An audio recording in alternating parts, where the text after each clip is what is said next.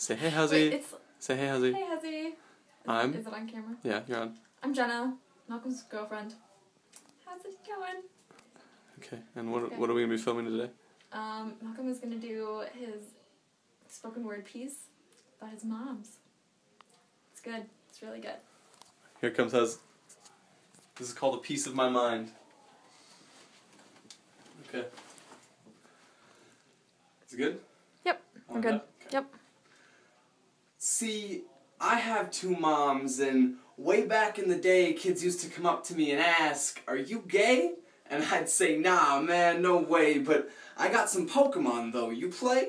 Now, back then I was young and naive, too young to perceive the shocking ignorance of those situations, the underlying bigotry, the dark connotations, and sometimes I think that if I could go back in time, I would have a little different approach. I'd berate them with rhyme, I'd grip their faces and pull them close to mine and say, "Listen, my friends, this is a piece of my mind. No, I'm not gay, but I do have two mothers and cousins and grandparents and even a brother. And he's not gay either, but even if he was, my mothers would smother him with love like a menopausal lesbian to dark chocolate or a burnout to drugs. And they love us with an earnest passion that would bring a tear to the eye of the most stoic and heartless of Nazis. And how can you not see the hypocrisy of this travesty that is the land of the free and the home of the brave, when this depraved country won't let my mommy put a ring on the finger of her lover, and God, does she love her, and it saddens me when I see them kissing in secret undercover as if they'll be punished if ever discovered.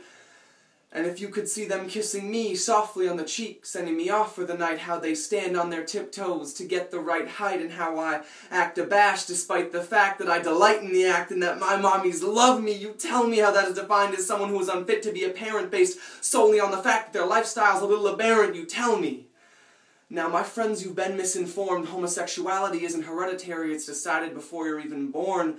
Into the storm of this world, you'll be told it's not a social norm when a girl kisses a girl unless you look like Katy Perry. See, every morning I wake up in mourning for those gay boys and girls whose sunrises act like warnings, signaling the arrival of another day of conforming to a world not ready to embrace the beauty of their incongruity, to accept a little ambiguity. See, I never had to get used to hanging out in closets, but I can only imagine it was lonely. And while I was out playing soccer with the homies, those boys and girls had only their thoughts to kick around. No one to expound the profound sense of inadequacy brought on by this unaccepting society. See, this dogmatism is our generation's slavery. No, I'm not gay, but I'm also not blind and insightful enough to recognize that there's no flaw in the human design, but sometimes I fear that no matter how many times I rhyme about the crimes being committed against my own kind, that no one is listening. Fortunately, I sense that I have your attention from the tension around your eyes, my friends, and you're still children, I know, but you'll be beguiled as you grow, and so now my time to sow the seed, bestow a creed of tolerance unto youth. You may carry it at first pestering like a weed, but slowly blooming through a metamorphosis of shared knowledge into a booming technical rose, fuming sweet pheromones of love. And at this point in my theoretical narrative, I drop my hands.